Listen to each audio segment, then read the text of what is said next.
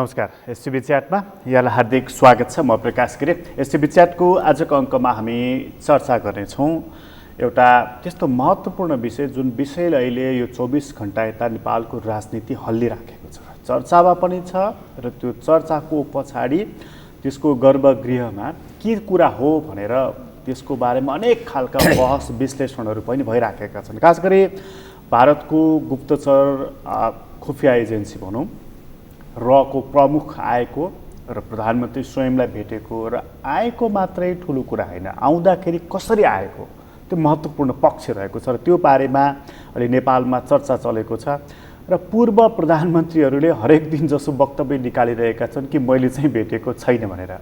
यो खालको स्थितिले गर्दाखेरि नेपालको कूटनीति कुन तहमा पुगेछ एउटा बहसको विषय अहिले बनिराखेको छ र यसले के सङ्केत गरिरहेको छ। जुन खालको तामझामसहित उनी आए, यहाँ भेटघाट गरे र लगत्तै गए, त्यसले सन्देश के दिइरहेको छ र खास गरी भारतको स्थल सेनाध्यक्ष नेपाल आउने भन्दा अगाडिको यो भ्रमणको अर्थ के हुनसक्छ। आजको अङ्कमा हामी यसबारे पनि चर्चा गर्नेछौँ र यो कुरा चलिरहँदाखेरि एउटा खुफिया एजेन्सीको प्रमुख आए, भेटे भन्ने कुरा भन्दा पनि यसले के सन्देश दिइरहेको छ र यसपछि के हुँदैछ त नेपाली राजनीतिक आकाशमा, त्यो चाहिँ महत्त्वको र चासोको विषय भएको हुनाले आजको अङ्कमा हामी त्यहाँ बढी केन्द्रित हुनेछौँ। आज हामीसँग कुराकानीको लागि स्टुडियोमा हुनुहुन्छ अरुण कुमार सुवेदी। तपाईँलाई स्वागत छ।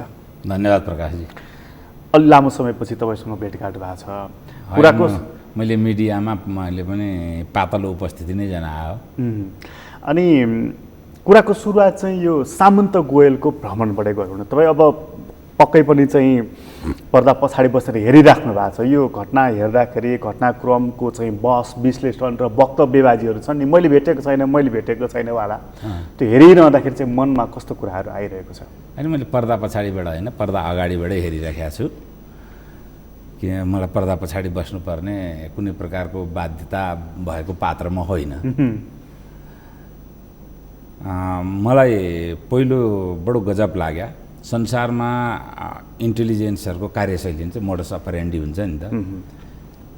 त्यसको बारेमा थोर कमोबेस अलिअलि पढेको मान्छे हो म पनि, धेरैले पढ्नु भएकै छ। र खास गरिकन रकै बारेमा पनि धेरैवटा किताब निक्लिसकेका छन् र धेरैवटा आलेखहरू निक्लिसकेका छन्। उनीहरूको कार्यशैली कस्तो हुन्छ, कार्यशैली, योजना, लक्ष्य होइन। अब यसका संस्थापकै आरएन काओले शेख मुजिबुर रहमानलाई भेट्न जाँदाखेरि पान पसले पानवाला कि रिक्सावाला भएर लुङ्गी लगाएर गएर तिमीलाई चाहिँ मिलिटरी रिभोल्टमा खत्तम हुन सक्छ हो भनेर सूचना दिएको भन्ने पनि सार्वजनिक भइसकेको छ। त्यो लेभलको त्यसरी गर्ने एउटा एक्सटर्नल इन्टेलिजेन्स सर्भिसको मान्छे यत्रो डोमिनेटिङ डेकोरममा नेपाल आएको मलाई अद्भुत नजारा लाग्यो। डोमिनेटिङ डेकोरम एकदम हो नि त। एउटा प्रधानमन्त्रीको जस्तो डेकोरममा आएछ। यहाँ स्टेट डेकोरम दिएन होइन, त्यो त अब लाइन एजेन्सीकै प्रमुखले स्वागत गरे उनलाई, त्यो आफ्ना ठाउँमा छ। तर उनको आउने शैलीहरू त्यो मलाई अद्भुत लाग्यो। अनि यहाँ आएर प्रधानमन्त्रीजीलाई भेटेको कुरा त अब भयो, त्यो त्यसलाई म अन्यथा पनि लिन्न। भारतका धेरै सरोकारहरू छन्, भेटे प्रधानमन्त्रीलाई र सरोकार राख्यो होला। यो बिचमा भारतसित जसरी पोलिटिकल लेभल र डिप्लोमेटिक लेभलको सम्बन्ध हाम्रो बिग्रिएको छ र त्यसलाई भुल सुधार गर्नका लागि अथवा त्यसलाई सुधार गर्नका लागि, फेरि भुल सुधार गर्नु भन्दाखेरि म माथि नै एक थरी साथीहरू आइलाग्नु होला, तर इतिहासले भुल सुधार हो कि सुधार हो भन्ने त प्रमाणित गर्ने नै छ। पछि गर्नका लागि बिस्तारो अब मिलिटरी डिप्लोमेसीको केही सुरुवात भएका लक्षणहरू मिलिटरी डिप्लोमेसीको म आउँछु। तर त्योभन्दा अगाडि चाहिँ तपाईँले अहिले जुन शब्द चयन गर्नुभयो, शब्द जुन डोमिनेटिङ डेकोरम भनेर उनी आउँछन् पनि, सुरुवात नै भनिहाल्नुभयो कि शेख मुजिबुर रहमानसँग भेट्दाखेरि कसरी गएका थिए, त्यहाँका चाहिँ त्यस्तै अब आए उनी चार्टर फ्लाइटमा डाइरेक्ट प्रधानमन्त्रीसँग भेट। हाम्रो प्रधानमन्त्रीलाई उनीलाई भेट्नुपर्ने के बाध्यता छ? होइन, अहिले के छ भने हाम्रो पनि इन्टेलिजेन्सको सारा पहिले गृह मन्त्रालय अन्तर्गत थियो भने अहिले प्रधानमन्त्रीले डाइरेक्ट ह्यान्डल गर्नुभएको छ, पिएमओबाट छ। अब हाम्रो पनि अहिलेको जुन इन्टेलिजेन्सको प्रमुख नै प्रधानमन्त्री हुनुहुन्छ एक किसिमले, उहाँ अन्तर्गतै छ। अनि लाइन एजेन्सीको मुखियाको हिसाबले पनि उनले गएर भेट्या हो नि त, प्रधानमन्त्रीलाई आफ्नो स्पटमा डाक्या होइन नि, त्यो प्रोटोकल मेन्टेन गरेरै गएर भेट्या छन्। अनि भारतसित हामीहरू धेरै अब यति इन्टेङ्गल रिलेसनको बेलामा यो पहिले पूर्व निर्धारित कार्यक्रमबाटै आएका हुन्, अल अफ सडेन आएर अवतरित भएर आएको त होइन, पहिलेदेखि यो करेस्पोन्डेन्स भएरै भेट्या होला। होइन, भारतसँग चाहिँ हाम्रो बहुआयामिक सम्बन्ध छ, मिठास पनि छ, तिक्तता पनि छ, र सम्बोधन गर्नुपर्ने विषय पनि यति धेरै छन्, धेरै छन्। तर प्रधानमन्त्रीकै तहबाट संवाद हुने हो भनेदेखि त कम्तीमा परराष्ट्र मन्त्री नत्र प्रधानमन्त्री त भारतमै होइन। यो तपाईँले उठाउनु भयो, अब मेरै मुखबाट हेर्दाखेरि अब धेरै मान्छेहरूलाई तितो लाग्ला है। भारतसँगको खास गरिकन मोदी आइसकेपछि नेपाल भारत सम्बन्धलाई पोलिटिकल लेभलमा लिएर जान प्रयत्न भारतको तर्फबाट भएको हो, र त्यसमा हाम्रा बिचमा धेरै तिक्ततापूर्ण परिस्थितिहरू निर्माण भए। र अहिले आएर इन्टेलिजेन्सको अफिसरहरूले नै नेपाललाई राम्रो व्यवस्थापन गर्न सक्ने स्थिति निर्माण भएको हो भने पोलिटिकल लेभलले किन टाउको दुखाउने? हामी जसबाट व्यवस्थित हुँदा, अप्रचारित व्यवस्थित रूपले व्यवस्थित हुँदाखेरि हाम्रो पोलिटिकल लेभल एकदमै सुखी र खुसी जस्तो देखिन्छ भने त्यसैलाई अगाडि लिएर आइदिएको पो हो कि भारतले पनि। भनेको उसले राजनीतिक तवरबाट जुन संवाद अन्तर्क्रिया जुन गरिराख्यो, सम्बन्ध जस्तो त्यत्रो लामो कङ्ग्रेस यहाँ मोदीभन्दा अगाडि त्यत्रो लामोसम्म पोलिटिकल एक्सचेन्ज बिना ब्युरोक्रेसी र इन्टेलिजेन्सले नेपाललाई व्यवस्थित गरेको अवस्था थियो। त्यहाँ पोलिटिकल लेभल आएर पोलिटिकल लेभलबाट चाहिँ यसलाई व्यवस्थापन गरौँ न नेपाल भारत सम्बन्ध भन्दा हामीले तात्कालीन उत्तेजनामा आएर संविधानदेखि लिएर आजसम्म आएर जुन एउटा कार्टोग्राफिक मिसह्यान्डलिङसम्म जहाँ आइपुगेका छौँ हामीहरू, त्यहाँसम्म आइपुग्दाखेरि पोलिटिकल लेभलबाट हाम्रो सम्बन्ध सुधार हुने सम्भावनाहरू कमजोर रहे। नाकाबन्दीका लेभल बेला पनि हाम्रो जनरल डिप्लोमेसी र पोलिटिकल चाहिँ मतलब लेभल असफलै भएको। त्यस पछाडि मिलिटरी डिप्लोमेसीले त्यस व्यवस्थापन गरे हो त्यतिखेर पनि। अनि अहिले आएर जनरल डिप्लोमेसी र पोलिटिकल लेभल भन्दा बाहिर गएर अब इन्टेलिजेन्सले नै नेपालको पोलिटिकल लेभलसित एउटा अन्तर्क्रियात्मक सम्बन्ध, आफ्नो लाइन एजेन्सी भन्दा पनि पोलिटिकल लेभलसित जुन प्रकारको सम्बन्ध अहिले लिएर सम्बन्ध अगाडि बढायो, त्यसले एउटा के सङ्केत गर्छ भने 14 भन्दा अगाडिको परिस्थिति नै नेपालका लागि ठिक रहेछ। एजेन्डा पोलिटिकल लेभलले फिक्स गर्ने, त्यो एजेन्डा त्यहाँको इन्टेलिजेन्स सर्भिसलाई दिने, त्यो इन्टेलिजेन्सले नेपाललाई व्यवस्थापन गर्ने पुरानै राजनीतिक तवरबाट चाहिँ पुरानै अवस्थामा पुरानै ब्याक टु मङ्गलमान ब्याक टु मङ्गलमान हामीहरूलाई केलाई के पचेन। यसरी चाहिँ सामन्त गोयल आउनुको पछाडिको कारण सङ्केत के? काठमाडौँमा त भयङ्कर हङ्गामा छ त, भुइँचालो आइरहेको छ त। अब छ, अब फेरि पल्ला झार्न लाग्नु भएको छ अरू पार्टीका नेताहरू। अनि अब भेटेको हो भने यत्रो चाहिँ डराएर बेकारमा चाहिँ मन्डी ओढेर घिउ खाने काम किन गर्ने हो? आखिर उनी बसेको होटलमा गएर त यी कुनै डिग्निटरीले पनि भेटेका होइनन् होला। अहिलेसम्मका सञ्चारकामा आएका समाचारहरूले त्यो चाहिँ देखाउँदैन। थर्ड स्पोटमा उहाँहरूले डाकेर प्रोटोकल मेन्टेन गरेर भेट्नु नै भयो भने पनि पहिला कोन्सा नभेटेका हुन् र सबैले भेटेकै छन्, सबै व्यवस्थित भएकै परिस्थिति हो। धेरै रिपोर्टहरू त सार्वजनिक पनि भएका छन्। अनि यो चाहिँ पपुलिजमको लागि पल्ला झार्नुको पनि केही अर्थ छैन। यसले के देखायो भने हामी उत्तेजनामा आएर र फेक नेसनलिजमलाई अगाडि सारेर कति खोक्रो किसिमले कुन तहमा हामीहरू पुगिसकेका रहेछौँ भन्ने चाहिँ यसले स्थापित गरिदियो। तर उसै पनि एउटा इन्टेलिजेन्सको प्रमुखलाई भेटेको पूर्व प्रधानमन्त्रीहरूले वर्तमान प्रधानमन्त्रीले भन्दा उसै पनि उनीहरूको सान इज्जत रहने कुरा त विषय त होइन नि त। होइन, अहिले कौन सा त्यत्रो चाहिँ अब पोलिटिकल लेभलले त्यो आफ्नो गरिमा मेन्टेन गरेको अवस्था छ र अहिले भेटेको भन्दाखेरि किसुनजीको पालाको जस्तो कुरा, गणेशमानजीहरू, मनमोहनजीहरूको जस्तो स्थिति हो र अहिले। प्रोटोकलको कुरा रहेन अहिले, रहेन। अब उनी किन यसरी डोमिनेटिङ डेकोरम त्यसै भने होइन कि उनी किन यहाँ आएर एक इन्टेलिजेन्सको अफिसरहरू अथवा प्रमुखहरूले गरेको कुनै पनि कार्यहरू यसरी प्रचारित हुँदैन नि त। यसरी ढोल ड्रमिङ भन्छ नि, ढोल पिट्नु भन्छ नि नेपाली, ढोल पिटेर यसरी हुँदैन नि।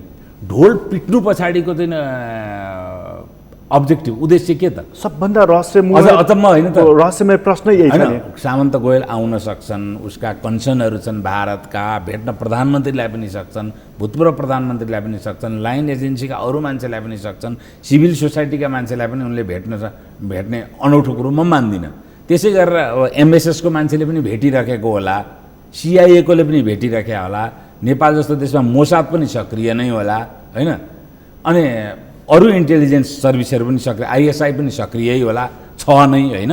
अब यो परिस्थितिमा सबैले यहाँ त सबै इन्टेलिजेन्सहरू अपरेसनमै छन् भने कसैले पनि त यो कुराहरू त भर्सक उनीहरू त कोभर्ट एजेन्सी हो नि त, गुपचुपै राख्छन्, सुप्त उनीहरूको कार्यशैली त भने त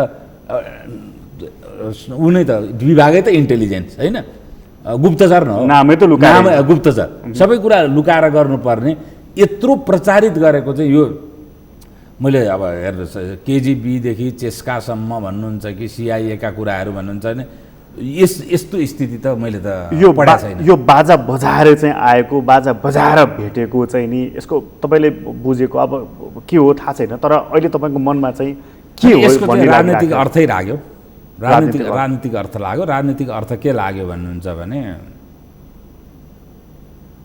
नेपालको पोलिटिसियनहरूलाई व्यवस्थापन गर्ने उपयुक्त पात्र उहाँ नै हो है, त्यस कारण उहाँलाई नै त्यो डेकोरम दिएर हामीले पठाइदिएका छौँ, अब व्यवस्थित हुनुहोस्, उहाँले भने बमोजिम भन्ने सन्देश हो हिन्दुस्तानको। नेपालका नेताहरूको हैसियत देखाइदिएको लगभग त्यही हो।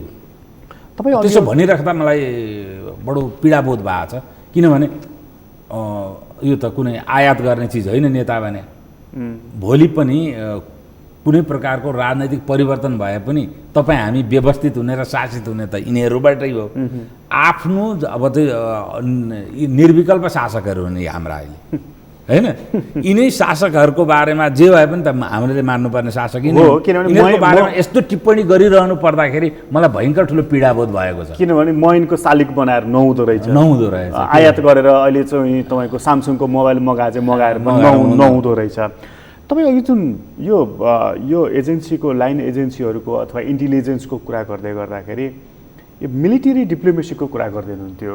भारतीय सेनाध्यक्षको नेपाल आगमन अब पर्सि हुँदैछ। एउटा इन्ट्रेस्टिङ कुरा चाहिँ हामी कहाँ चाहिँ यो लिम्पियाधुराको चर्चा चलिरहँदाखेरि यिनले एउटा पोलिटिकल स्टेटमेन्ट दिएका थिए, जसको कारण कन्ट्रोभर्सीमा पनि परेका थिए नि। पछि केही समय पछाडि सुधारात्मक स्टेटमेन्ट पनि आएको थियो। अहिले उनलाई यहाँ रातो कार्पेट राखेर चाहिँ बोलाइँदैछ। तपाईँले यसलाई मिलिटरी डिप्लोमेसी भनेर संज्ञा दिनुभयो, किन जरुरी छ? होइन, जरुरी छ के छ भने हाम्रो मिलिटरीको बारेमा त्यति छिचरो र सतै टिप्पणी कसैले पनि गर्नु हुँदैन। यद्यपि केही सञ्चार र सञ्जालमा मैले देखिरहेको छु, यसलाई मैले अशोभनीय नै मानेको छु। मिलिटरी भनेको त्यो अथोरिटी हो जसमा हाम्रो स्टेट बिस्तारै इकोनोमिकल्ली फेल सिचुएसनमा पुग्न बेर नलाग्ने स्थिति देखिसक्यो होइन। ब्याङ्कमा पैसा थुप्रेको छ, बिजनेस कम्युनिटीबाट पैसा उठेर ऋण गइरहेको छैन। ऋण नजानु भनेको कारोबार नहुनु, कारोबार नहुनु भनेको कर नउठ्नु, अपेक्षित आयात भइरहेको छैन। म गत वर्षमा जसरी आयात भएर विदेशी मुद्रा प्रयोग भइरहेको थियो त्यो प्रयोग भइरहेको छैन। त्यो भनेको पनि कर भ्याट र कस्टम ड्युटी नउठ्नु हो। हामीहरू एउटा ठुलो सरकार चाहिँ स्रोतविहीनताको अवस्थाले गर्दाखेरि सरकारले चाहिँ खर्च धान्न नसक्ने स्थिति क्रमशः विकसित हुँदैछ। तपाईँले यो कोरोना पनि त यो बाहिरबाट सरकारलाई जति गाली गरे पनि सरकार एउटा बाध्यात्मक परिस्थितिमा त परेको हो त, उसित पैसा नभए हो। अहिले ठेकदारको पेमेन्टहरू कसरी भइरहेको छ त्यो पनि तपाईँहरू अनुसन्धान गर्नुहोस् आर्थिक रूपले। डिप्लोमेटिकल्ली पनि खास गरिकन कार्टोग्राफिक मिसह्यान्डलिङ पछाडि हामीहरू एउटा नो अप्सन ट्र्यापमा पुगिसकेका छौँ। हेर्नुहोस्, जस्तो कि या भारतले त्यो दिनु पर्यो लिम्पियाधुरा, या हामीहरूले बलात् लिनु पर्यो। फेरि एकअर्काको बिचमा अनाक्रमणको सन्धि छ भारत र नेपालको बिचमा, होइन? कि त्यसलाई चाहिँ नेपालको पार्लियामेन्टले नल एन्ड भोइड गरेर फेरि पहिलो बेत्रावती सन्धि जस्तो गरेर चीनको हामी प्रोटेक्टोरेटको रूपमा, होइन, सेक्युरिटी आस्पेक्टबाट प्रोटेक्टोरेट त्यस्ता हुन्छ नि त। जस्तै दक्षिण कोरियाको सेक्युरिटी कसले जिम्मा ल्याएको छ? अमेरिकाले लिएको छ। जापानको कसले लिएको छ? अमेरिकाले लिएको छ। भुटानको कसले लिएको छ? भारतले लिएको छ। त्यस्तै गरेर जानु पर्यो कि यो अब संविधानले तपाईँलाई अब शरतको क्षेत्रफल घटाएर कुनै पनि प्रकारको नेगोसिएसन गर्ने छुट दिएको छैन। र तपाईँले संविधानमा परिवर्तन गरे बमोजिम शरत स्थापित गर्ने तपाईँसित अब ल्याकत देखिँदैन र मित्र राष्ट्रको सदाशयता पनि देखिँदैन।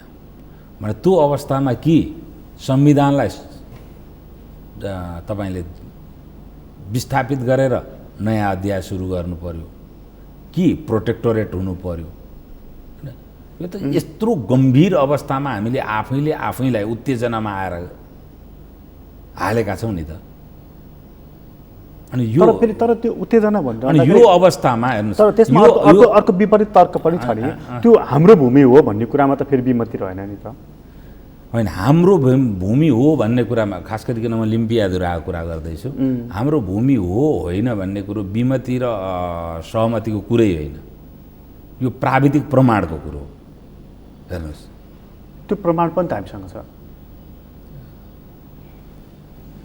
मैले यसको बारेमा मेरा ब्लगहरू आउँदैछन्, कति प्रमाण छ हाम्रो पक्षमा छ र कति प्रमाण हाम्रो विपक्षमा छ, त्यो सबै मैले यथारूपमा अहिलेसम्म 7 महिना लगाएर अध्ययन गरेर आउँदैछु। अब यसको बारेमा तपाईँकैमा फेरि त डुप्लिकेसन हुन्छ, पछि बोलिनँ। म मिलिटरी डिप्लोमेसीको कुरा गर्दै थिएँ होइन। अनि यो अहिलेको यो जुन क्राइसिस छ, यो क्राइसिसको बेला संसारमा कुनै पनि बेला अब हेर्नु, संविधान कसरी क्राइसिसमा छ मैले भने हो, अनि इकोनोमी कसरी क्राइसिसमा छ मैले भने। स्टेट फेल हुने भने त पोलिटिकल्ली र इकोनोमिकल्ली नै हो, होइन? हो। अनि दुइटैले पोलिटिकल र इकोनोमिक रूपले स्टेट फेल हुने अवस्था तपाईँको आइरहेको छ भने त्यो अवस्थामा स्टेटलाई धान्ने लास्ट अथोरिटी के हो? मिलिटरी। पक्कै हो। सेकेन्ड ग्रेट वारमा जब चाहिँ 4th रिपब्लिक कि 5th republic, I am not sure, republic fail भयो फ्रान्स जस्तो राष्ट्रको, त्यतिखेर जनरल देगोल आउनु परेन? त्यसकारण र नेपालको मिलिटरी पनि लास्ट अफ द, तपाईँले चाहनुहोस् नचाहनुहोस्, तर नेपालको अब त्यो ब्याक अफ द माइन्ड नेपालको मिलिटरीलाई त्यसरी ट्रेन गरिएको छ कि छैन मलाई थाहा छैन, तर उसको परम्परा चाहिँ त्यो छैन। तर जेसुकै भए पनि ऊ अन्तिम झगडा शक्ति त हो। र त्यो अन्तिम झगडा शक्तिको चाहिँ म त अब उसका पनि परम्परागत सम्बन्ध र उसको शक्तिकरणका लागि, उसले त्यो शक्ति आर्जनका लागि उसले परम्परादेखि राखिआएका सम्बन्धहरू कहाँ छ त्यो पनि त महत्त्वपूर्ण छ नि त। उसको अमेरिकासितको सम्बन्ध कस्तो छ, ब्रिटेनसितको सम्बन्ध कस्तो छ, हिन्दुस्तानसितको सम्बन्ध कस्तो छ, मिलिटरी टु मिलिटरी गर्दैछ, चाइनासितको सम्बन्ध कस्तो छ, त्यो चाहिँ यसका आधारमा उसले पनि मिलिटरी डिप्लोमेसीबाट आफूलाई जतिखेर पनि के छ भने इभर रेडी फोर्स हो नि त, बुझे? तर मिलिटरी भने इभर रेडी फोर्स हो। त्यो इभर रेडी फोर्स अन्तर्गत मिलिटरी डिप्लोमेसी पनि त आउँछ। त्यो चाहिँ नि उसले नेसनको इन्ट्रेस्टमा कि आर्मीको हितको लागि मात्रै हो? होइन, नेसनको इन्ट्रेस्टमा, ग्रेटर नेसनको। स्टेट फेल हुनेमा तपाईँलाई दुई किसिमले फेल हुने हो स्टेट। एउटा पोलिटिकल्ली अर्को तपाईँको इकोनोमिकल्ली पनि कसरी हुँदा त्यसका जेस्चरहरू आउँदैछन् तपाईँलाई मैले भने। पोलिटिकल्ली पनि कहाँनिर हुँदैछ भनेर कुरा गरेँ। अब पोलिटिकल र इकोनोमिकल्ली चाहिँ फेल हुने पोजिसनमा हामीहरू जाँदैछौँ भन्ने नेपालको भन्नुहोस् संसारमै जहाँ पनि मिलिटरी लिडरसिप भनेको एकाडेमिकल्ली पनि हाइली साउन्ड हुन्छ। मैले त सङ्गत गरेर भनेको यो कुरा अहिले पनि मैले यो बोलिरहँदाखेरि अब के अर्थ लाग्छ मलाई थाहा छैन, तर मैले बुझेको कुरा भन्छु।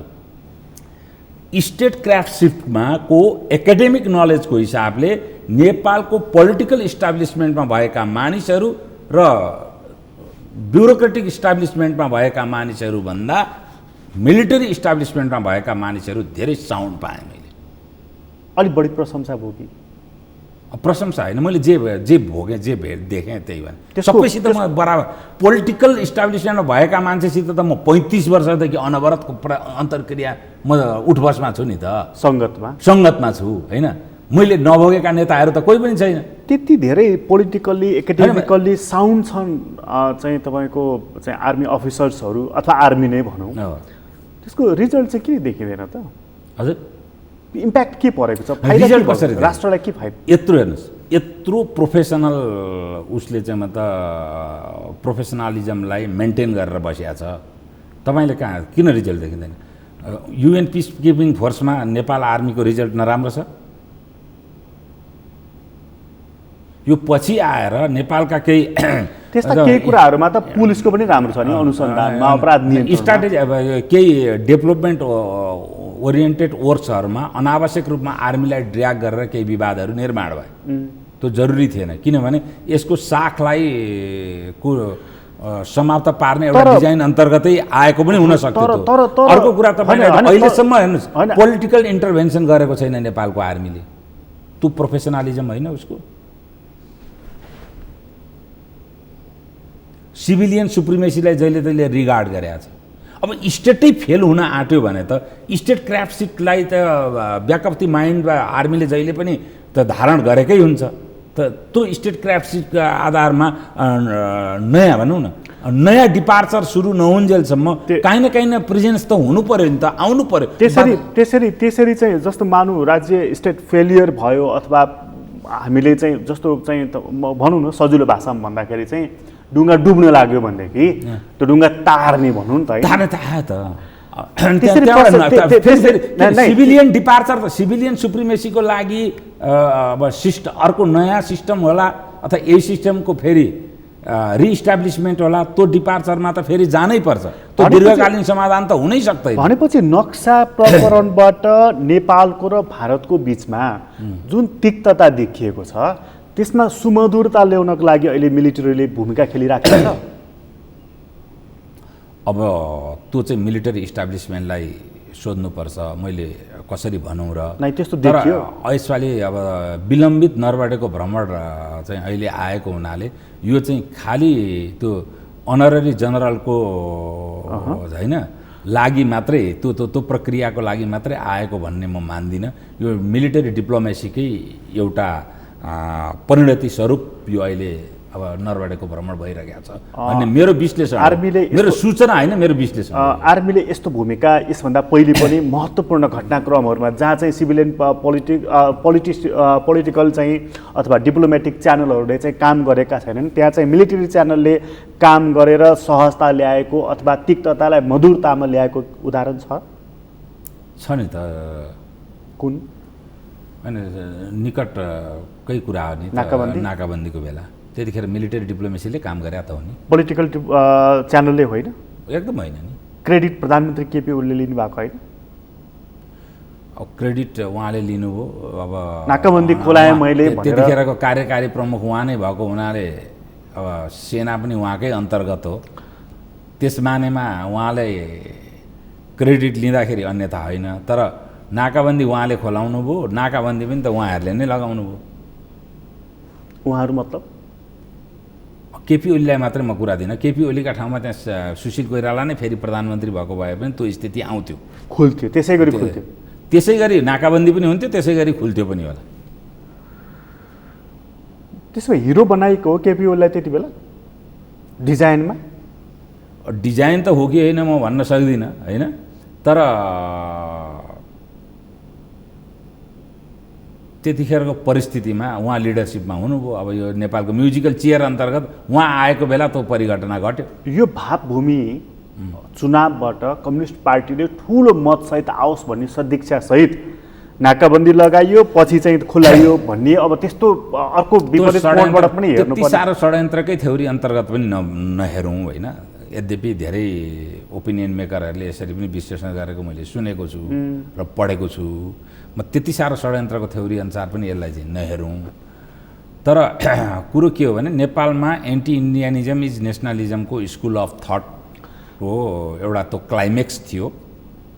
त्यो क्लाइमेक्सलाई नेपाल कम्युनिस्ट पार्टीले आफ्नो पक्षमा राम्ररी प्रयोग गर्यो। मलाई अझ अलिकति जान्नु मन लागेको चाहिँ तपाईँको अघिल्लो वाक्य जुन थियो कि मिलिटरी च्यानलबाटै नाकाबन्दी खुलेको हो उसकै पहलमा भनेर, त्यो चाहिँ मलाई अलिकति इलाबोरेट गर्नुहोस् त थोरैमा। होइन, इलाबोरेट गर्नुपर्ने कुरै छैन। तात्कालीन चिफ अफ आर्मी स्टाफले हिमालय जनरल हिमालय थापा नै होला कि उहाँहरूलाई दिल्ली पठाएर दिल्लीमा मिलिटरी लेभलमै एक्सचेन्ज सुरु भएपछि मिलिटरीले दिएको डजियरको आधारमा पछाडि नाकाबन्दीहरू खुल्दै गएको त हो नि। त्यो कुरो त सार्वजनिकै भएको छ, मैले किन इलाबोरेट गर्नु पर्यो? त्यसमै अहिले जुन त्यहाँ को गएका थिए भन्ने पनि तपाईँको अखबारमै आएको कुरा हो। त्यो होइन भनेर सैन्य चाहिँ मतलब केन्द्रीय अड्डाले चाहिँ त्यसको खण्डन नगरेकै हो, गएको भन्ने सबैलाई थाहा भएकै हो। अनि कि त्यसमा कुन ठुलो कुरो हो र मैले के नै इलाबोरेट गर्नुपर्ने छ र? त्यहाँ भएका कुरा मलाई थाहा हुने कुरो भएन। सेनाले त्यो पहल गरेपछि खुलेको भन्ने कुरा सबैलाई थाहा छ। धेरैलाई चाहिँ केपी ओलीको अडानले त्यो नाकाबन्दी खुल्यो भन्ने छ नि त। अब चुनावको परिणामै फरक पर्यो नि त्यसले, त्यही एउटा कुराले, त्यही एउटा पोइन्टले फरक पर्यो। अब त्यसलाई राम्ररी उनीहरूले प्रयोग गरे। अब नाकाबन्दी भारतलाई पहिलोचोटि काउन्टर प्रोडक्टिभ भएको चाहिँ त्यही नाकाबन्दी हो। यो जुन अहिलेको तर त्यो नाकाबन्दी उसलाई काउन्टर प्रोडक्टिभ भयो। जे कारणले नाकाबन्दी लागेको थियो त्यो नेपालको संविधान थियो। त्यो यो संविधान चाहिँ हामीहरूलाई कति प्रोडक्टिभ भयो अब सबैले विश्लेषण गरे भइहाल्छ। अहिले आएर हामीले कुराकानी गऱ्यौँ सामन्त गोयलको आगमनको अर्थ के, सङ्केत केसम्म पुग्यो। अहिलेको तपाईँले कहाँ कुरा पुर्याउनु भएको छ भन्दाखेरि अहिलेको चाहिँ नरभाने जो आउँदै हुनुहुन्छ, केवल यो चाहिँ नि एउटा भनौँ न नेपाल आर्मी र इन्डियन आर्मीको बिचमा उता पनि एउटा पदवी लिने यता पनि पदवी लिने आदान प्रदानसम्मको मात्र होइन है, यो त्योभन्दा पर केही छ भन्नुहुन्छ। त्योभन्दा पर के छ एक सङ्केत गर्नुहोस्। त्यसपछि त्यो भएको भए पहिले नै पनि के छ भने भारतको चिफ अफ आर्मी स्टाफ नेपालमा आएर यो अनररी जनरल लिनका लागि कुनै त्यत्रो लामो चाहिँ मतलब सायद हेराउनु पर्ने अथवा ज्योतिषी देखाउनु पर्ने कुनै स्थिति थिएन। मतलब यो नक्सावाला विषयले अलिकति तनाव ल्याएको थियो नि त।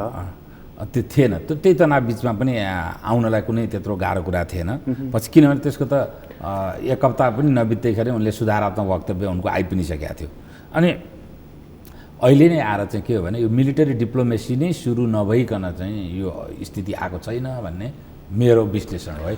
मैले अघि पनि भने यो मेरो सूचना होइन। यो दुवै कुरामा मलाई तपाईँको कुराबाट दुइटै कस्तो स्मेल भइरहेको भने दुइटै कुराबाट सामन्त गोयलको आगमनबाट र भारतीय सेनापतिको चाहिँ नेपाल आउने चर्चाबाट दुवै कुरामा चाहिँ राजनीतिक गन्ध आइराखेको छ क्या। त्यो त भइहाल्छ नि। दुईवटा स्टेट इन्भल्भ भइसकेपछि राजनीति नहुने कुरो त राजनीतिक सम्बन्ध अथवा त्यसको राजनीतिक गन्ध नआउने त कुरै भएन। नेपालको अहिलेको परिस्थिति नै यस्तो छ कि तपाईँले हरेक कुराको राजनीतिक अर्थ हुन्छ। यो दुईटा कुराले जब फ्लुइड सिचुएसनमा हुन्छ नि, त्यो फ्लुइड सिचुएसनमा भएको बेला हरेक एक्टिभिटिजको कुनै न कुनै राजनीतिक तात्पर्य हुन्छ। अहिले हामी कहाँ चाहिँ राजनीतिक तात्पर्य चाहिँ यसरी पनि निकालिँदैछ के भने अघि जुन तपाईँले व्याख्या गर्नुभयो, एउटा कोभिडको कारणले आर्थिक सङ्कट, राजनीतिक व्यवस्थापनमा पनि नेतृत्व कमजोर र डिप्लोमेटिक च्यानलको कुरा त हामीले गरिहालौँ। सङ्क्रमण जस्तो, व्यवस्था हल्लिएको जस्तो, व्यवस्थाको जरो खोतलिएको जस्तो बेलामा अङ्कगणित बाहेक सबै अस्थिरताको अध्यायमा छौँ हामीहरू। पार्लियामेन्टको अङ्कगणित बाहेक सबै अस्थिर छ। हुन त टिकाउनु त त्यही अङ्कगणित हो। अब त्यो त्यही र त त्यही अङ्कगणितले अस्थिरता मात्रै टिकाइराखे जस्तो छ। पोलिसी अस्थिरता छ, रुलिङ पार्टीभित्रको शक्ति समायोजनमा अस्थिरता छ। यद्यपि के छ भने एउटा अलिकति रुलिङ पार्टीभित्र अन्तर्विग्रहको यत्रो ठुलो स्थिति र अस्थिरताको यस्तो स्थिति आउँदाखेरि पनि एउटा उसलाई अभयदान चाहिँ के छ भने अहिलेको अपोजिसन चाहिँ कुम्भकर्ण भएर बसेको छ। उसको अङ्क पनि त्यस्तै छ नि त, कमजोर। त्यत्रो अङ्क कमजोर छैन। सडकमा आउँ कोभिड छ, संसदमा जाउँ बन्द छ, होइन अविश्वास प्रस्ताव ल्याउँछौँ अङ्क पुग्दैन। सञ्चार र सञ्जाल त बन्द छैन। अविश्वास प्रस्ताव अहिले पनि एउटा मान्छेको जागिरका लागि वास्तविक अर्थमा बिचरा भन्ने शब्द त अहिलेको नेपाली कङ्ग्रेसलाई हेरेरै बनेको होला जस्तो लाग्छ क्या मलाई, यो बिचरा भन्ने शब्द क्या। एउटा मान्छेको जागिरका लागि माइतीघर मण्डलामा त्यत्रा मान्छेहरू आएर उछलकुद गर्न सक्छन् भने नेपाली काङ्ग्रेस जस्तो दर्बिलो पार्टीले त्यो परिस्थिति निर्माण गर्न सक्दैन। त्यो गर्ने बेला भएको छ, ऊ बाहिरै सडकमै आएर हङ्गामा गर्नुपर्ने बेला भइसकेको छ र। सैद्धान्तिक हङ्गामा गर्नुपर्ने त टरिसक्यो परिस्थिति। कुन ठाउँमा उसले त्यसरी चाहिँ हस्तक्षेप गर्नुपर्छ? होइन, धेरै ठाउँमा हस्तक्षेप गर्नु पर्थ्यो। अब पछिल्लो पटक धेरै ठाउँमा हस्तक्षेप गर्नु पर्थ्यो। एउटा जस्तो जब यो कार्टोग्राफिक मिसह्यान्डलिङको बेला पनि उसले हस्तक्षेप गर्न सकेन। अहिले अब यसको हेर्नुहोस्, त्यतिखेर त एउटा सडकीय उत्तेजना, सञ्जालीय उत्तेजनामा आएर सबै बहक्यौँ। अब यसको परिणति चाहिँ के भने नेपालमा ओपिनियन मेकर र पोलिटिसियनहरूले जनतालाई जुन मुद्दा दिन्छन् र जुन जनतामा एक किसिमको अभिमत निर्माण गर्छन्, त्यस्तो अभिमत निर्माण गर्ने र त्यस्तो मुद्दा दिने गर्नु भएन जनताहरूलाई, जसले अन्तर्राष्ट्रिय स्थितिमा हामीहरूलाई उल्लु ठहर्याओस् प्रमाणहरूका आधारमा। हामी उल्लु प्रमाणित हौँ, त्यस्ता मुद्दाहरू दिनु भएन। त्यस्ता प्रशस्त मुद्दाहरू छन्। अब र यस्ता धेरै कुराहरूमा नेपाली काङ्ग्रेसले यत्रो वर्ष शासन चलाएको हुनाले एउटा म्याच्योर्ड हस्तक्षेप गर्नु पर्थ्यो। उसले सहसत्ताधारी र अब कहिले अख्तियारको आयुक्तमा आगेर हिँडेको छ, कहिले सुप्रिम कोर्टको न्यायाधीशकोमा बन्डा खोजेर हिँडेको छ। यत्रो अङ्कगणितका साथ अर्को पार्टीले गरेको छ भने त वेस्टमिन्स्टर शैलीको सूत्रधार नेपाली काङ्ग्रेस नेपालमा, अनि त्यो शैली अन्तर्गतको प्रधानमन्त्रीसित अपोजिसनले भागभन्डा खोज्दै हिँड्न मिल्छ? एउटा एकदम तल्लो स्तरको उदाहरण हो यो क्रियाकलाप हो कि होइन? यो त्यो तल्लो स्तरकै क्रियाकलाप हो र त्यसको आलोचना पार्टीभित्रै, कङ्ग्रेसकै पार्टीभित्र पनि भइराखेको छ होइन। आजकल त्यस कारणले होला हरेक दिन जस्तो एउटा वक्तव्य चाहिँ कङ्ग्रेसले कम्तीमा निकाल्न थालेको छ। त्यो वक्तव्यलाई कति कार्यान्वयन होला पछिको कुरा भयो। यो जुन राजनीतिक रूपमा चाहिँ यो तरल अवस्था, फ्लुइड जुन अघि तपाईँ भन्नुहुन्थ्यो नि, यो तरल चाहिँ कुन मानेमा तरल राखिराखेको छ तपाईँलाई? अब दुईटै किसिमले स्टेट फेलर भनेको त यसको त सिस्टम फेलरको कुरा हो र सिस्टम फेलर भन्नु अथवा तपाईँले आर्थिक रूपमा र अघि संवैधानिक रूपलाई जुन भने नै सिस्टमै फेलियर कि सरकार? होइन, अब हेर्नुहोस्, सङ्घीयताको विश्वव्यापी एउटा सिद्धान्त छ। सङ्घीयता नेपालमा लागू गर्नु पर्थ्यो कि पर्दैन भने त अर्को राजनीतिक बहस हो, तर विश्वव्यापी एउटा सिद्धान्त छ। अहिले आएर प्रधानमन्त्रीजीको हालसालैको वक्तव्य हेर्नुहोस्, यो संविधानको मूल विशेषता के हो? तीनटा होइन, सङ्घीयता, गणतन्त्र र धर्मनिरपेक्षता। अब सङ्घीयतामाथि स्वयं अहिलेको कार्यकारी प्रमुखबाटै जुन प्रकारको अभिप्रायको वक्तव्य निक्लियो, त्यसले संविधानको एउटा विशेषताप्रति कार्यकारी प्रमुख नै चाहिँ असहमत हुनुहुन्छ भने त्यो सिस्टम फेलरको एउटा राम्रो चाहिँ सङ्केत हो। तपाईँले चाहिँ प्रधानमन्त्रीले त्यो प्रदेशहरू भनेको चाहिँ एउटा युनिट हुन्थ्यो भन्ने कुरालाई सङ्केत गर्नुभयो है। अनि त्यो एउटा अब अरू पनि जुन अहिले गणतन्त्र अन्तर्गत राष्ट्र प्रमुखका भूमिका र राष्ट्र प्रमुखको चाहिँ मतलब एक किसिमको भूमिका र उहाँको भनौँ न गतिविधि त्यसको बारेमा कति गम्भीर प्रश्नहरू र कति गम्भीर टिप्पणीहरू आएका छन्।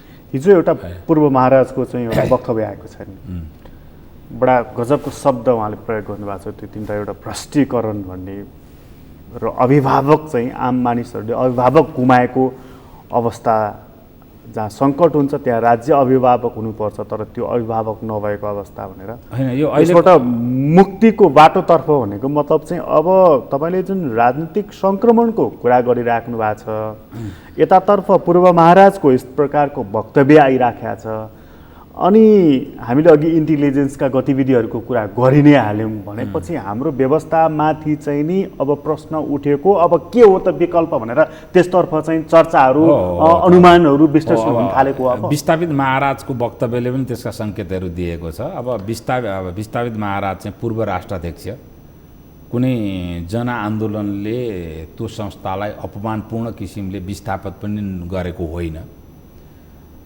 र विस्थापित हुँदाखेरिको वक्तव्यमा तत्कालीन राज संस्थाको अन्तिम प्रतिनिधिको रूपमा चाहिँ जुन वक्तव्य आयो राजदरबार छोड्दाखेरि, त्यसले एउटा ठुलो सङ्केत पनि के गर्यो भने दुईटा राज संस्थाबाट 7 साल पछाडिका दुईटा परिस्थितिलाई सबभन्दा मैले महत्त्वपूर्ण रूपमा हेरेको छु। एउटा 19 सालमा राजा महेन्द्रले 19 सालको संविधानमा सोभरेन्टी आफूमा कन्सोलिडेट गरे। त्यसको अर्थ के भने राष्ट्र पनि राजाको, जनता पनि राजाको भन्ने। ठ्याक्कै ज्ञानेन्द्रले चाहिँ दरबार छोड्दाखेरि त्यसको ठ्याक्कै अपोजिट वक्तव्य दिएर छोडे। राज संस्था भने पनि जनताको हो, जनताको नासो, जनतालाई सुम्पेको। अब अहिले त जनताको नासो जनतालाई सुम्पिया हो भने जनताले विकल्पको रूपमा अरू केही खोज्दाखेरि एउटा विकल्प त्यो पनि हुनसक्छ भन्ने कुरा त्यही संस्थाको अन्तिम प्रतिनिधिको रूपमा उनले सुझाए भने त्यो अनौठो कुरो म मान्दिनँ। त्यो विकल्प हो त त्यो? अब हो कि होइन त? जनताले जनताको नासोको रूपमा जनताले सुम्पिया छ त जनताले भन्नु न विकल्प हो कि होइन भनेका छन्। तर राजा अझ मैले त योभन्दा अलिकति अलग किसिमको वक्तव्य पनि आउला कि भन्ने सोचेको थिएँ। योभन्दा कडा र नरमको कुरा नगरौँ, केलाई कडा भन्ने केलाई नरम भन्ने शब्दको रूपमा त होइन, केलाई कडा भन्ने केलाई नरम भन्ने अब यो आफैमा रिलेटिभ कुरा हो। तर के भने पोलिटिकल फोर्सेसहरू पनि जनताकै संस्था, राज संस्था पनि जनताकै संस्था भनेर अन्तिम पटकको वक्तव्यमा राजाले स्वीकार गरेको होइन। त्यो अवस्थामा यी दुईटै जनताका संस्थाहरूलाई एकअर्कालाई निषेध नगरौँ र अब नेपालको राजनीतिमा र नेपालको संवैधानिक परिस्थितिमा नयाँ डिपार्चरको जरुरी छ भनेर यस अहिले वर्तमान आजसम्मका अनुभवहरूलाई मध्यनजर गरी पुनर्विचार गर्नका लागि नेपालको पोलिटिकल फोर्सेस, नेपालको पिपुल, जनता र अन्तर्राष्ट्रिय कम्युनिटीको नाममा आह्वानै पनि आउँछ कि अहिलेको परिस्थिति हेर्दाखेरि भन्ने पनि मैले त एक किसिमको एक्सपेक्टेसन थियो। तपाईँलाई छिट्टो चाहिँ यो संविधान जाओस् भन्ने छ? त्यो त डे 1 देखि तपाईँसित यही सबभन्दा पहिले नै तपाईँसँग त होइन, यही च्यानलमा यहीँ बसेर सबभन्दा पहिले यो संविधान रहउन्जेलसम्म आफ्नो मताधिकार मात्रै पनि प्रयोग गरेर म यसलाई अनुमोदन गर्दिनँ भनेर सार्वजनिक रूपमा भने मान्छे हो। तर यसमा म कुनै यो संविधानलाई समाप्त पार्नका लागि क्रियाशील भएर पोलिटिकल मुभमेन्ट चलाउँछु, त्यो चाहिँ चलाउँदिनँ, मेरो व्यावसायिकताले पनि दिँदैन। तर छिटो टुङ्गिए हुन्थ्यो भन्ने चाहिँ त्यो त अब म मात्रै सबै हेर्नुहोस्, यो संविधान ल्याउँदाखेरि जस्तो पर्सि विजयादशमी छ होइन, अरूले चाहिँ मेरो सुख होस्, समृद्धि होस्, धन प्राप्ति होस्, सुख होस् भन्ने होला, तपाईँले चाहिँ यो व्यवस्था त्यो त पहिलेदेखि धुप हालेर बसेका मान्छे, तपाईँले कसैलाई त्यो मैले कहीँ लुकाएकै छैन यो कुरो। तर अहिले मलाई चाहिँ के छ भने अहिलेको पोलिटिकल फोर्सेसहरूले पनि केही व्यक्तिहरूले बाहेक अब बिस्तारै बिस्तारै यो अहिलेको कन्स्टिट्युसनल परिस्थितिलाई चाहिँ डिसोन गर्न सुरु गरे हो कि जस्तो देख्छु। तर यो जुन अहिलेको जुन व्यवस्था छ नि, अहिलेको सङ्घीय लोकतान्त्रिक गणतन्त्रात्मक व्यवस्था यस्तो कमजोर छ, यसको अर्को सुन्नुहोस्, एउटा यो सम्भावित मैले अघि भने होइन त्यो विस्थापित महाराजबाट त्यो वक्तव्य आउँछ कि भनेर एउटा सम्भावना। अर्को डिपार्चर के हो भने यो अहिलेको परिस्थिति चलेन, यसलाई रिफर्म गर्नुपर्छ भनेर प्रेसिडेन्सियल सिस्टमको कुरा पनि अहिले पहिलेदेखि बहसमा आइरहेकै छ। अब के छ भने हामीलाई न्यू डिपार्चर चाहिएको छ। अब रिपब्लिकन चाहिँ मतलब फिलोसफी अन्तर्गतकै नयाँ डिपार्चरमा जाने हो भने प्रेसिडेन्सियल सिस्टमको बहस सुरु भयो।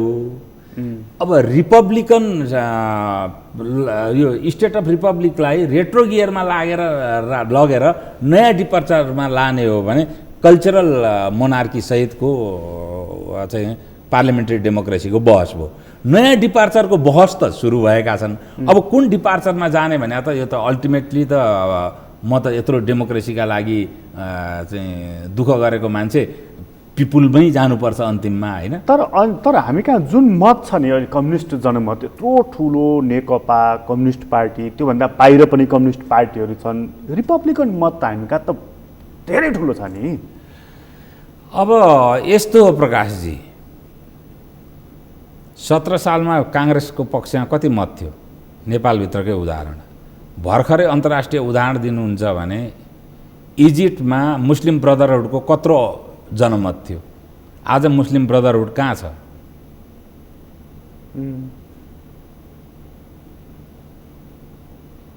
त्यसकारण यो के छ भने तलबितल हुन्छ।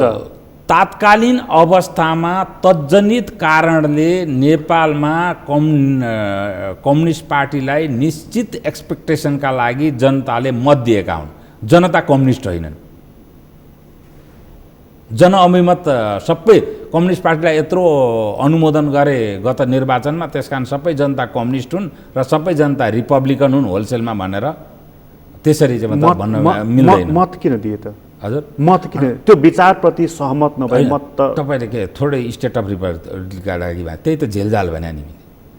तपाईँले पहिले संविधान बनाउँदाखेरि जुन एजेन्डाहरू संविधानमा तय गर्नुभयो त्यो एजेन्डाका लागि जनमत माग्नु भएन, अनि संविधान बनाउनु भयो। संविधान बनाइसकेपछिको निर्वाचनमा थोरै संविधानका ती क्लजहरूको लाई अगाडि राखेर जनअभिमत माग्या हो र विकास निर्माण स्थिरताका लागि पो माग्या हो त। विकास निर्माण स्थिर दुईटा कम्युनिस्ट पार्टी एक ठाउँबाट शासन गर्छौँ, हामीले स्थिर सत्ता दिन्छौँ र हाम्रो भनेको हुनाले यही प्रणाली अन्तर्गत अभ्यास गर्दाखेरि उनीहरूको त्यतिखेरको घोषणापत्रमा विकास निर्माण र स्थिरताका लागि दिएका हुन्।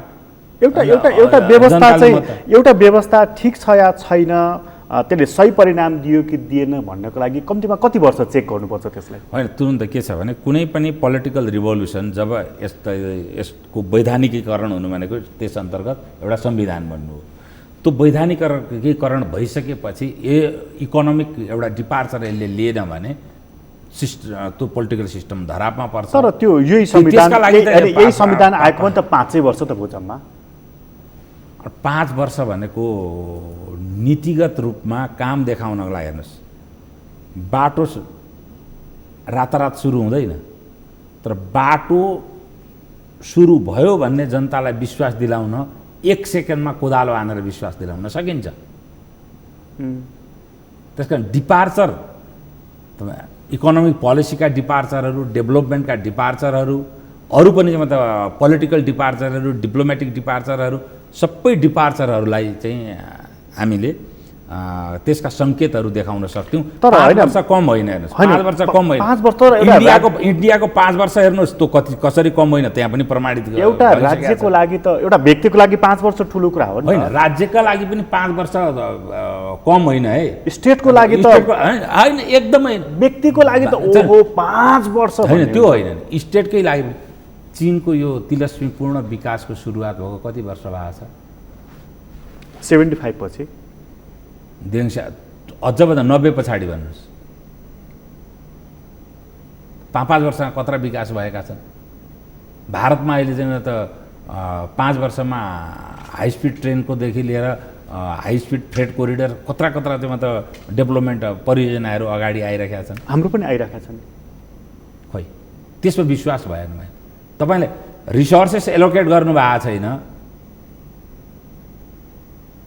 अनि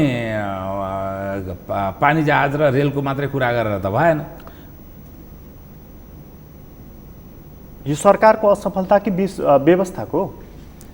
व्यवस्था पनि राजनीतिक रूपमा भारी भरकम भयो र यसलाई धानेर नेपाल जस्तो सानो इकोनोमी भएको देशले अगाडि लिएर जान सक्दैन भन्ने एउटा कुरा थिँदै थियो। दोस्रो कुरा, यसका जनताको पहिचानका आधारमा पनि निश्चित रिजर्भेसनहरू जनताहरू र हामी जस्ता मान्छेका पनि थिँदै थिए।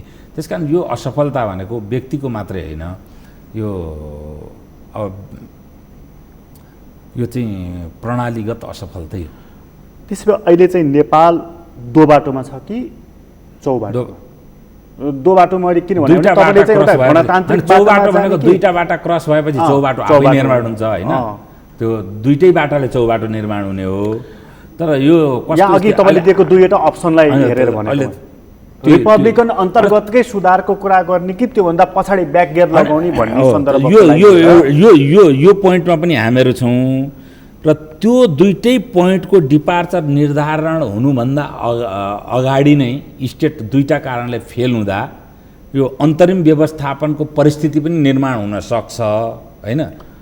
अब त्यस कारण यो चाहिँ नि तपाईँ तिनवटा एउटा दुईटा डिपार्चरमा को निर्क्युल हुनुभन्दा अगाडिको अन्तरिम व्यवस्थापन भएर मात्रै दुईटा डिपार्चर मध्ये एउटा डिपार्चरमा जाने है एउटा परिस्थिति। अर्को परिस्थिति भने सिधै दुईटा मध्ये नेपालको अब जनताका संस्थाहरू भने त दुईटा रहेछन् नि त नेपालमा होइन, एउटा पोलिटिकल फोर्सेसहरू, एउटा चाहिँ मोनार्की।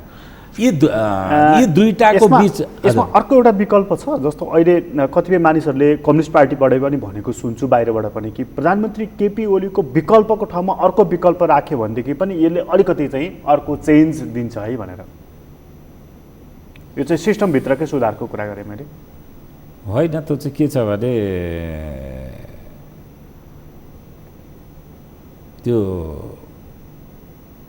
त्यसले कुनै त्यस्तो परिस्थिति निर्माण गर्छ भन्ने मलाई लाग्दैन। प्रचण्ड आए पनि, माधव कुमार नेपाल आए पनि, अब केपी ओलीको बोल्ने शैली र माधव नेपालको बोल्ने शैली अलग भएको हुनाले मिडिया प्रस्तुति अलग हुन सक्ला होइन, सञ्जालीय प्रस्तुति अलग हुन सक्ला।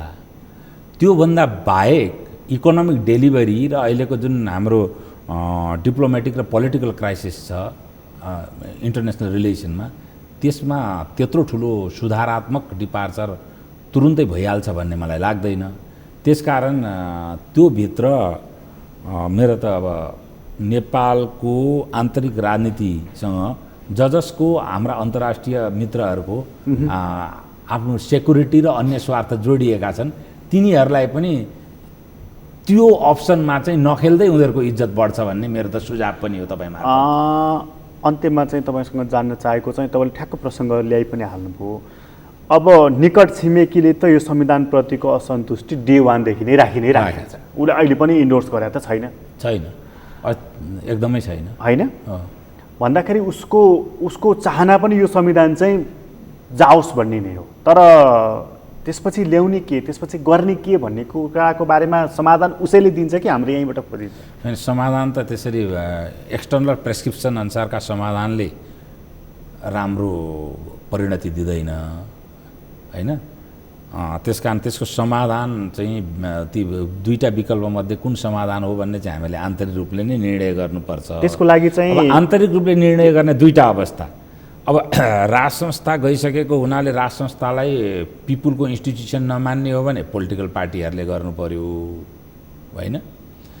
हामी फेल भयौँ भनेर स्वीकार गरेर नयाँ डिपार्चर सुरु गर्नु पर्यो। त्यो पनि नेपाली पिपुलकै इन्स्टिट्युसन हो भने पोलिटिकल पार्टी र मोनार्कीको अन्तिम प्रतिनिधि एक ठाउँ बसेर सुरु गर्नु पर्यो।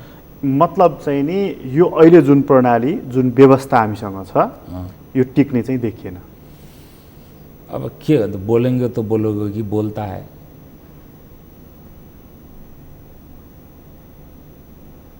के भन्ने कुरा आर्थिक रूपले के भन्ने त दुईटा विकल्प मैले दिइसकेँ। दुई मध्ये आर्थिक र संवैधानिक अवस्था मैले भनिसकेँ होइन। त्यो त तपाईँले भनिहाल्नुभयो। दुईटा विकल्पमा जानुपर्ने हो र त्यसमध्ये कुन छानिन्छ? कार्टोग्राफिक कारणले धरापमा परिरहेको संविधान होइन, बाहिरबाट योभन्दा अगाडि नै चुनौती आइरहेको संविधानमा सङ्घीय ढाँचाबाट पनि यसलाई धरापमा प्रधानमन्त्री स्वयंले पारिदिनु भयो। अनि त्यो भन्दा पोलिटिकल फेलरको सङ्केत हो। त्यसपछि त टिक्ने कुरै भएन। त्यसपछि टेक्ने त भनिसकेँ, टिक्ने भने मलाई टेक्ने नै टिक्ने, त्यसपछि त टिक्ने कुरै भएन। टिक्ने कुरै भएन। तपाईँलाई धेरै धन्यवाद। यहाँलाई पनि धन्यवाद। आदरणीय दर्शक तपाईँलाई पनि धन्यवाद। आज हामीले कुराकानी गऱ्यौँ अरुण कुमार सुवेदीसँग। उहाँसँगको कुराकानी अहिलेलाई यति नै। एसटिभी च्याटबाट म प्रकाश गिरीलाई बिदा दिनुहोस्। सगरमाथा टेलिभिजन हेर्दै गर्नुहोला। नमस्कार।